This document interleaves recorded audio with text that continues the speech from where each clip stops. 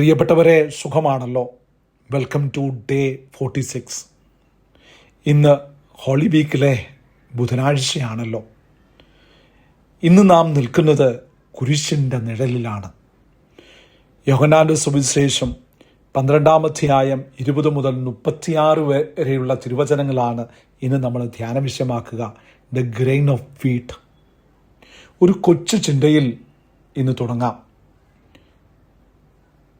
ഒരിക്കൽ ഒരു മെഴുകുതിരി കത്താൻ ഭയപ്പെട്ടു. അത് പറഞ്ഞു, ഞാൻ കത്തിയാൽ ഞാൻ തീർന്നു പോകും, എനിക്ക് വെളിച്ചം വേണ്ട. അപ്പോൾ ഒരു തീപ്പെട്ടിക്കൊള്ളി പറഞ്ഞു, നീ കത്തുന്നില്ലെങ്കിൽ നീ വെറും ഒരു മെഴുകു കട്ട മാത്രമാണ്. നീ ഉരുകിയാലേ ലോകത്തിന് വെളിച്ചമാകും. A candle is to melt so that it can give light. സ്വയം ഉരുകാൻ തയ്യാറാകാത്ത ഒന്നിനും പ്രകാശിക്കാൻ കഴിയില്ല. യേശു ഇന്ന് നമ്മളോട് പറയുന്നതും ഇത് തന്നെയാണ്. ഈ വചനത്തിൽ നിന്ന് നമുക്ക് ഇന്നൊരു പ്രധാന കാര്യം പഠിക്കാം. മരിച്ചാലേ ജീവിക്കൂ. Die to live. ഗ്രീക്കുകാർ യേശുവിനെ കാണാൻ വന്നപ്പോൾ അവിടുന്ന് പറഞ്ഞത് വലിയൊരു സത്യമാണ്. ഒരു ഗോതമ്പ് മണി മണ്ണിൽ വീണ് അഴിഞ്ഞില്ലെങ്കിൽ അത് അതേപടി ഇരിക്കും. അഴിഞ്ഞാലേ അത് വലിയ ഫലം പുറപ്പെടുവിക്കൂ. Unless a grain of wheat falls into the earth and dies, it remains alone. യേശു സ്വന്തം ജീവൻ നൽകി നമുക്ക് നിത്യജീവൻ തരാൻ പോകുകയാണ്. സ്വാർത്ഥത മരിക്കുമ്പോഴാണ് സ്നേഹം ജനിക്കുന്നത്. Sacrifice is the secret of fruitfulness.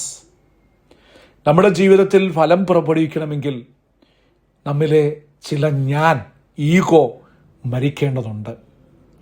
Is your ego stopping you from loving others?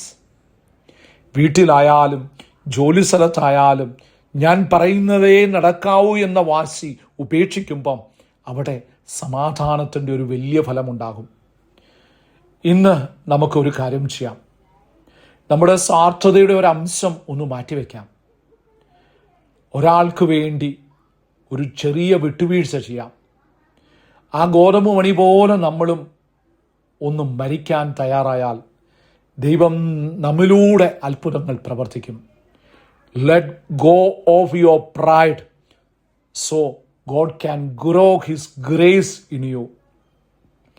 നമ്മിലെ സ്വാർത്ഥത മരിക്കുമ്പോൾ സ്നേഹത്തിൻ്റെ പൊതുജീവൻ തുടങ്ങും. To gain your life you must be willing to lose your selfishness. ഈ വിശുദ്ധ വാരത്തിൻ്റെ ചൈതന്യം നിങ്ങളുടെ പ്രിയപ്പെട്ടവർക്ക് ഷെയർ ചെയ്യാനും മറക്കരുത്. ദൈവം നമ്മെ അനുഗ്രഹിക്കട്ടെ.